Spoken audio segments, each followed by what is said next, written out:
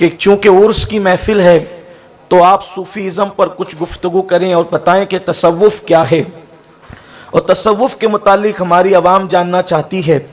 پہلی بات تو یہ ہے کہ تصوف کے متعلق خانقاہوں میں گفتگو ہوتی ہے اور وہ صوفیہ کرتے ہیں، اور میں کوئی صوفی نہیں ہوں جو میں آپ کے سامنے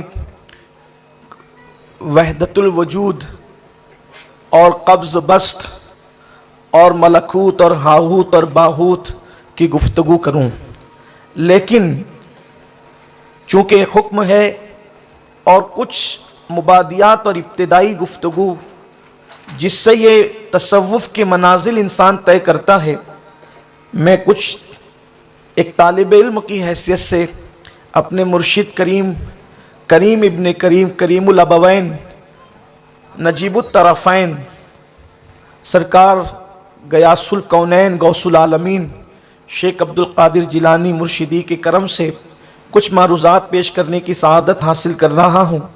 امید ہے کہ آپ لوگ تھوڑی سی توجہ فرمائیں، نوجوانوں کو اگر تھوڑی سی اوپر سے جائے برداشت کر لیں، لیکن اللہ کی توفیق سے آسان کرنے کی کوشش کی جائے گی۔ کم سے کم اتنا تو ہمیں معلوم ہونا چاہیے کہ تصوف ہے کیا۔ منازل چھوڑیں، وہ تو ہمارے بس کی ہے بھی نہیں، وہ کسی کی نظر سے چلتا معاملہ ہے، لیکن جو ابتدائی باتیں ہیں، اس لیے کہ تصوف کے معاملے کو لے کر ابھی جیسے کہ صادق صاحب قبلہ نے فرمایا کہ لوگ اس معاملے میں بہت چیٹنگ کر رہے ہیں۔ دو طبقے ہیں تصوف کو لے کر، ایک افراد کا، ایک تفرید کا۔ ایک طبقہ وہ ہے جو تصوف کو سرے سے مانتا ہی نہیں اور کہتے ہیں کہ تصوف جو ہے وہ یہودیت ہے، تصوف نصرانیت ہے، معاذ اللہ تصوف یہ ہے اور تصوف وہ ہیں، یعنی اسلام کے خلاف قرار دیا جاتا ہے تصوف کو۔ وہ انتہائی شدت پسند طبقہ ہے جس سے ہمارا کوئی تعلق نہیں ہے۔ اور ایک طبقہ وہ ہے جو تصوف کے نام پر اتنی چیٹنگ کر رہا ہے کہ کچھ لوگ یہ سمجھتے ہیں کہ تصوف کا مطلب کیا، کالے پیلے کپڑوں کا نام تصوف، ہاتھوں کی 10 انگلیوں میں انگوٹھیاں پہننے کا نام تصوف، صرف بال بڑھا لینے کا نام تصوف، اسی طریقے سے قبروں پر مزارات پر بیٹھ کر کے جو وہ منشیات کو رواج دینے کا نام تصوف، اس طریقے کی باتیں۔ بلکہ ایک مرتبہ کا واقعہ ہے کہ اجمیر مقدس میں ہم اور ہمارے کچھ احباب جو ہے وہ تھے، اور وہاں سے جو قبرستان کا حصہ ہے دور جو ہے وہاں سے گزر رہے تھے، تو وہاں پر کچھ دھواں سا اٹھا۔ میں یہ اس سے پردہ نہیں اٹھانا چاہتا کہ وہ دھواں کائے کا تھا، لیکن آپ کو اشارے میں بتانا چاہتا ہوں کہ کچھ دھواں سا اٹھا، اس دھویں کے اندر بدبو تھی۔ تو ہم لوگوں کے پاس چادر تھی، کچھ ساتھیوں نے چادر منہ پہ رکھ لی کیونکہ خطرناک بدبو تھی، اور کچھ لوگوں نے امامے کے شملے جو ہے وہ ناک پہ رکھ لیے۔ تو ایک صاحب کہنے لگے جو پی رہے تھے، کہا کہ ابے پیے گا نہیں تو ولی کیسے بنے گا؟ یعنی یہ فکر ہو گئی ہے، یقیناً پینے والا ہی ولی بنتا ہے۔ میں بھی یہ بات کہنا چاہتا ہوں، پینے والا ہی ولی بنتا ہے، لیکن جو پی کر ولی بنتا ہے یہ دھویں والی نہیں ہوتی، یہ بدبودار نہیں ہوتی۔ وہ جو پینے پلائی جاتی ہے توحید کی میں ہے، جو جاموں سے نہیں پلائی جاتی، نگاہوں سے پلائی جاتی ہے، اور وہ بدبودار نہیں ہوتی بلکہ وہ خوشبودار ہوتی ہے۔ اس کو پی کر کے نشہ نہیں چڑھتا بلکہ اس کو پی کر کے دنیا کا نشہ اتر جاتا ہے۔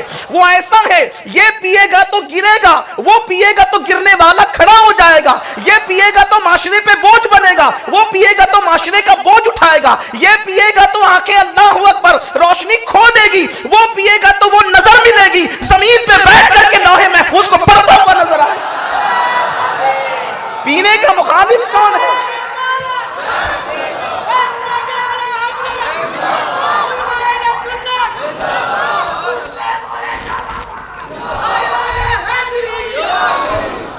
پینے کا مخالف کون ہے؟ لیکن وہ پینے کی جو چیز ہے وہ ہے کیا، اس کی طرف لوگ توجہ تو کریں۔ میرے پیارے آقا صلی اللہ علیہ وسلم کے پیارے دیوانوں، تو لوگ جو ہیں اللہ اکبر تصوف کا مس یوز کر رہے ہیں، غلط استعمال کر رہے ہیں، تصوف کو بدنام کر رہے ہیں، اور اللہ کم نصیبی یہ ہے کہ ان لوگوں کے اوپر بھی جو ہے غلط فہمی سے لوگوں نے اہل سنت و جماعت کا لیبل لگا دیا ہے۔ یاد رکھیں، سنیت جو ہے وہ کسی کی ذات کا نام نہیں ہے، سنیت مصطفیٰ جان رحمت صلی اللہ علیہ وآلہ وسلم کی عشق کا نام ہے، ان کی محبت کا نام ہے، ان کے احترام کا نام ہے، ان کی تعظیم کا نام ہے۔ اللہ اکبر۔ یہ لوگ جن پہ لوگوں نے چسپاں کر دیا کہ کالے پیلے کپڑے پہننے والے، یہ نشہ کرنے والے، مزاروں پر بیٹھنے والے، اسی کا نام سنیت ہے۔ واللہ اس کا نام سنیت نہیں ہے۔ سنیت تو یہ ہے تیرے غلاموں کا نقش قدم راہ خدا، تیرے غلاموں کا نقش قدم راہ خدا۔ وہ کیا بہک سکے یہ جو سراغ لے کے چلے، نعرہ تکبیر، جو یہ سراغ لے کے چلے اور جو اس سنیت پر جاتا ہے، اس کی دنیا بھی نہیں سنورتی صرف، بلکہ اس کی آخرت یوں سنورتی ہے کہ جنا بنے گی محبان چار یار کی قبر، جنا بنے گی، اس کا گھر ہی جنا نہیں ہے، محبان چار یار کی تو قبر بھی جنت ہے۔ لیکن فرمایا چار یار کی قبر، جو چار یار والا ہوگا۔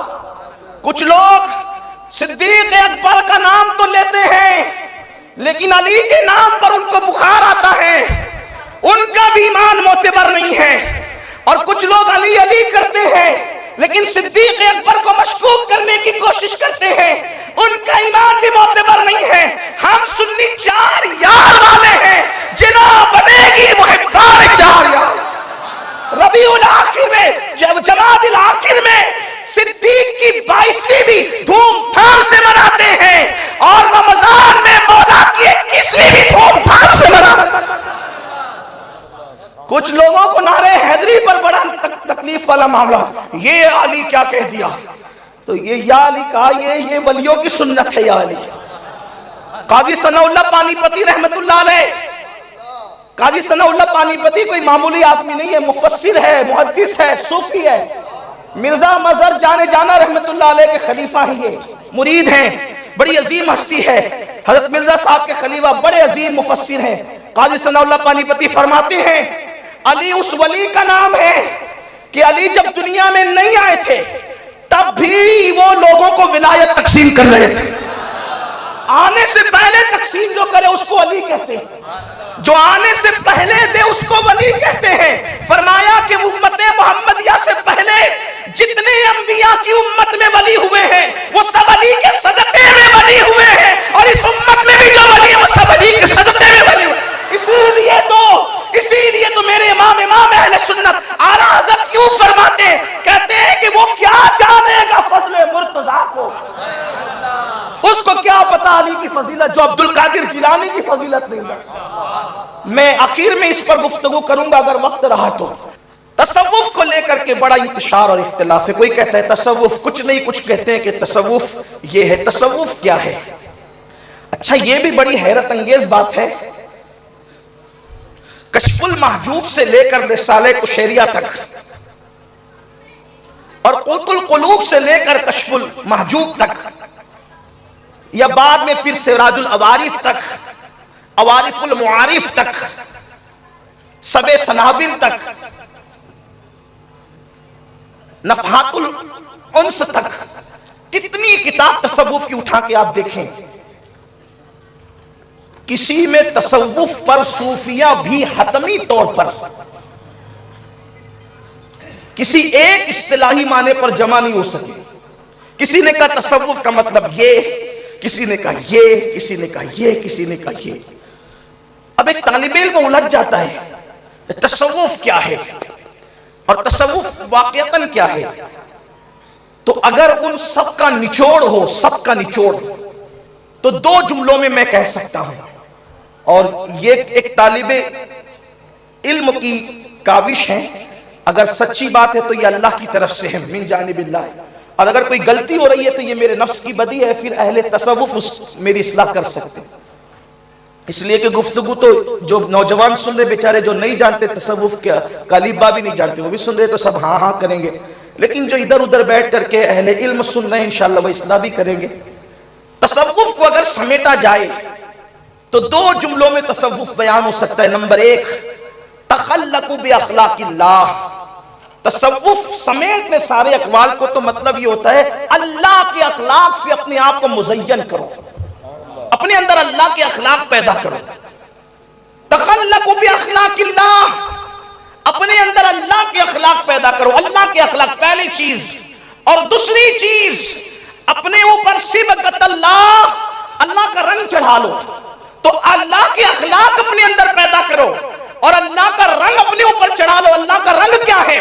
جسے حب مصطفیٰ عشق مصطفیٰ کہہ لے تو گویا کہ اللہ کے اخلاق پیدا کرے اور عشق مصطفیٰ کے رنگ میں رنگ جائے. اسی کا نام تصوف ہے.